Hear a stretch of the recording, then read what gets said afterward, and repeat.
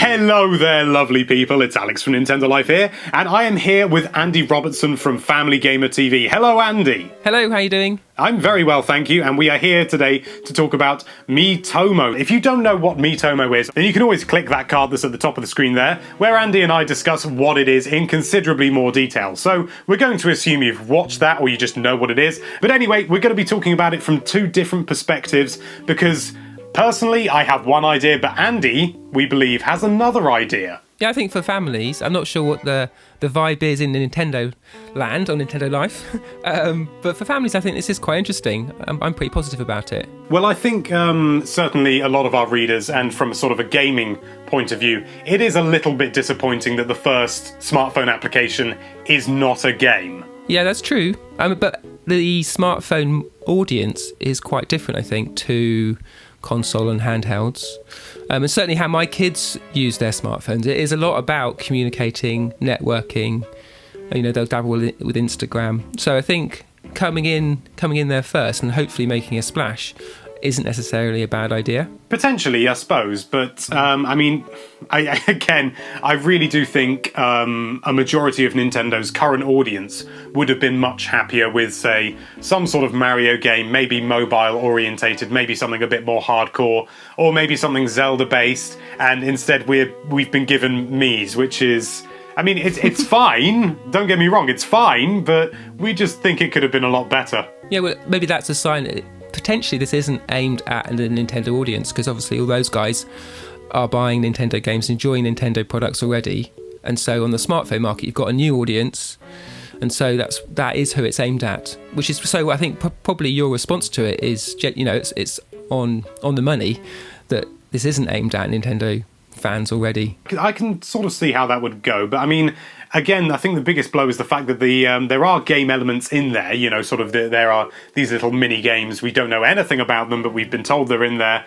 But again, it's not really a game, it's more of a sort of a social platform. Yeah, but I think, so what we've seen in some of these screenshots, isn't it, that you can answer questions and share information.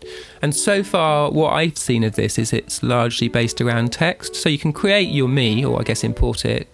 We're going to assume you can import it.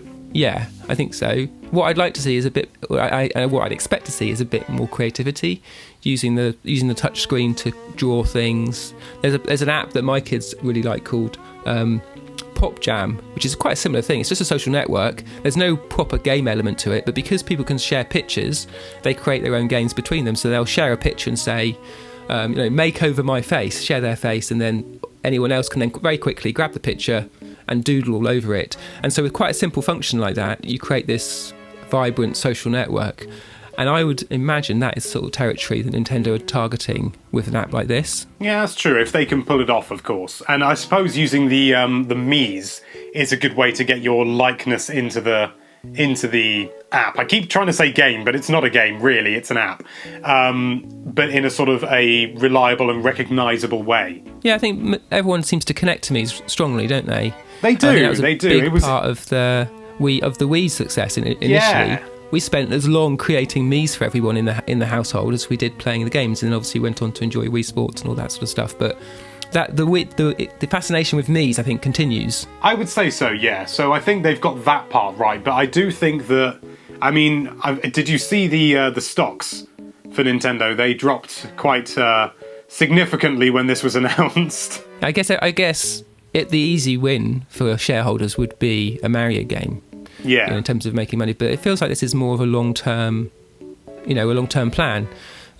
So as a dad, it feels like a nice place to start to create a safe space where, you know, kids and families can interact with each other in a new way. And then I'll be interested to see how that does link into games, because obviously if this is Nintendo, I don't want it to just be a social network. It needs, you know, they're great at games, aren't they? So the next step is going to be crucial. We like to think so. Yeah, so it needs to be more than just like a playful way of sharing information, but some actual gameplay, which would be interesting. So yeah, because we did Tomodachi Life, it sort of walked that line, didn't it, between quirky interactions and some gaming elements. Although I must admit, I think Tomodachi Life suffered from not having enough connectivity between different people, so this may be their way of remedying that. Yeah, and you could actually imagine them rolling out a Tomodachi type experience where this is just the underpinning, and then it grows from there. And it's similar when they started on consoles. They had to get that concept of everyone creating Miis out there, so that then they could leverage them in things like that Everybody Votes channel, and obviously everything we do now is with Miis. So starting there by getting families creating more Miis again in the smartphone space seems like a good idea. One of the things that I noticed when I first saw this was I assumed, we haven't seen any confirmation of it, but I assumed there was going to be some sort of close field communication between systems like Street Pass, basically. We haven't seen anything like that, but it does sort of seem like the sort of platform that would benefit from that. But at the same time, if it is being designed for, younger children and things like that, as well as, people of an older disposition, shall we say, then I do think that perhaps that could be dangerous. What do you think about that? Yeah, I mean, when you're in the smartphone space, you want to take advantage of all the technology that they've got. But at the same time, it's very different, isn't it? Because with a Nintendo-created handheld or console, you know what everyone's got. Whereas everyone's smartphone works slightly differently and will have a different range of features. So if you rely too heavily on, say, an NFC communication between near devices, then that potentially rules some people out. I quite like the idea that something I've wanted is an ability to have a closer relationship with the amiibos, and so if there could be some way of storing your Mii information in the amiibo that then went from device to device, it seems like that was a good idea. They used to do that, maybe they still do, in the Wii Remote. You could store some Miis in the Wii Remote, so then when you went to a friend's house, you could then upload them to your friend's system. So yeah, they did that with the Wii. I don't believe it works with the Wii U. Yeah, I just think that was a nice feature. Well, potentially, but I think the audience for it was quite small. It's just me. It's just you. It's just you. It's just me doing it. Running around all your friends' houses. I enjoyed it. Yeah, but it feels like there's an opportunity to have some sort of amiibo. Obviously, there are the Wii Sports ones, aren't there, I think? Well, the Super Smash Bros. Ones. There. Yeah, and so you could store your Miis there. Then that opens the door on bringing it into this app, and you've got an instant crossover between the app and the handheld or the console. So, but certainly they need to be clear about how this fits into the ecosystem that Nintendo are creating. How do you get these from one to the other? And obviously there's some sort of unified system, but having that technology work, but also communicating it clearly so families understand and anyone understands how to do it, I think is going to be key. It feels like that's a nice step forward for the whole ecosystem of Miis and your Nintendo experience. It's going to ground the whole thing tremendously. Yeah, and so maybe that's the biggest benefit for sort of the more core Nintendo gamers is there's more sort of coherence between the whole and going from game to game as well, which is something I've wanted is more continuity, and that's something I was hoping that the amiibos were going to offer a bit more continuity from game to game, which they do a bit, but you can't write to them for multiple games, can you? So you can't, no, which is probably the biggest downside of them. Yeah, because I thought that was the biggest seller to begin with, was the fact that you'd power up your Mario in Super Smash Brothers, and you take it to Mario Kart, and he'd be ready powered up, and so.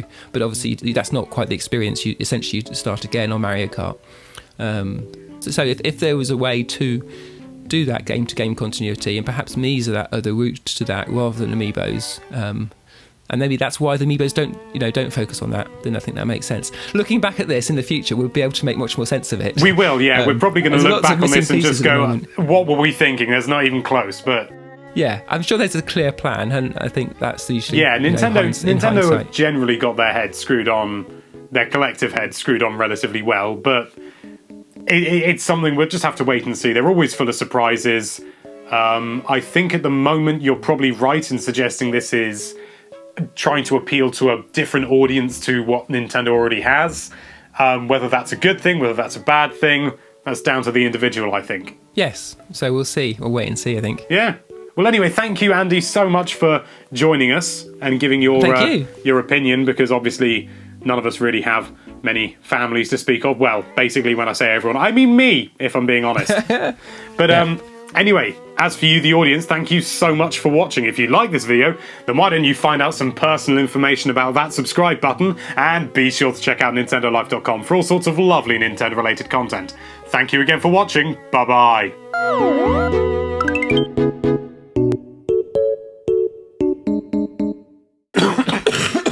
both synchronising our coughs. Yep.